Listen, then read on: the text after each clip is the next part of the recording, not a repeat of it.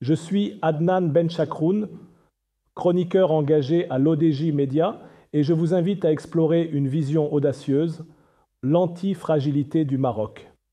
Dans un monde où l'incertitude règne, je propose de transformer chaque crise en moteur de progrès pour forger une nation plus forte et résolument tournée vers l'avenir. Rejoignez-moi pour découvrir comment le chaos peut devenir notre allié stratégique. Le Maroc ne peut plus se contenter de tenir bon face aux aléas mondiaux. Il doit apprendre à tirer parti des chocs. Dans un univers où les crises se succèdent, l'approche défensive atteint vite ses limites. Résister, certes, mais sans jamais évoluer. À l'inverse, l'antifragilité propose de considérer chaque turbulence comme une source d'énergie, un levier pour innover. Cette posture implique une rupture radicale avec la résilience qui ne vise qu'à retrouver un état initial pour privilégier la métamorphose. Une entreprise antifragile sortira d'un choc non seulement indemne, mais renforcée, adaptée et plus agile. Imaginons un Maroc capable de capter l'essence même du désordre planétaire. Crise financière, perturbations climatiques ou secousses géopolitiques deviennent des stimuli pour repenser nos modèles et stimuler notre créativité collective. Cette idée peut sembler abstraite, voire utopique, mais elle s'inscrit dans une philosophie concrète, mûrie par des décennies d'observation des systèmes naturels et économiques. Après avoir posé les fondations de cette révolution silencieuse, voyons ensemble la pensée qui l'inspire. Nassim Nicolas Taleb n'a pas inventé le mot antifragile pour faire joli.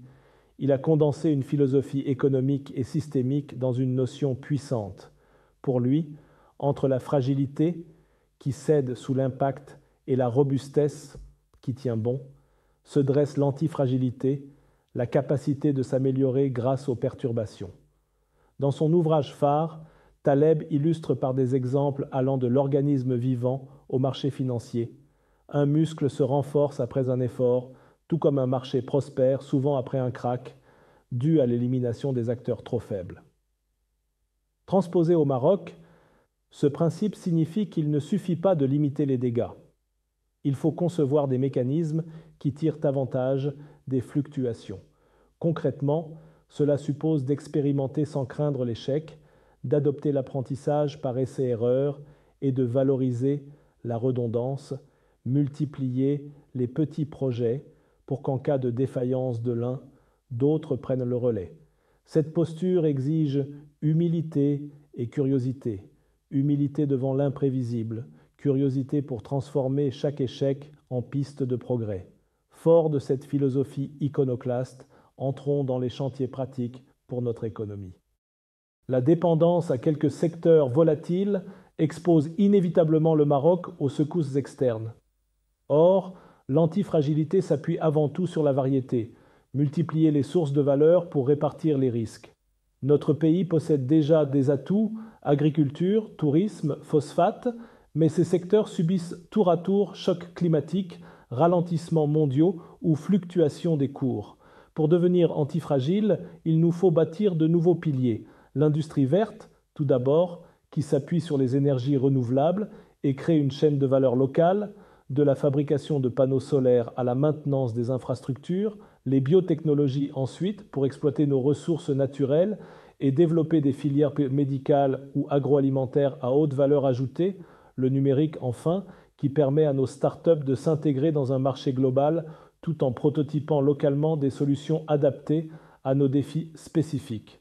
À ces axes, on ajoute l'économie sociale et solidaire, qui renforce la cohésion locale en impliquant associations et entreprises citoyennes dans des projets d'innovation sociale.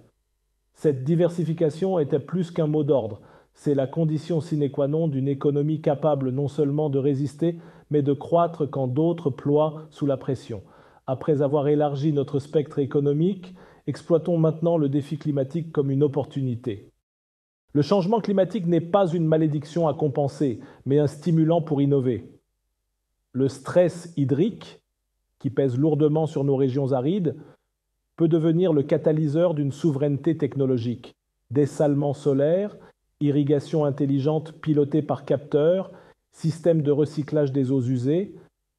Nos déserts, souvent perçus comme des territoires déshérités, sont en réalité des laboratoires grandeur nature où tester des solutions évolutives dont le reste du monde aura besoin demain. Investir massivement dans la recherche et la formation autour de ces technologies permettrait de créer des filières d'excellence exportables tout en sécurisant nos ressources vitales.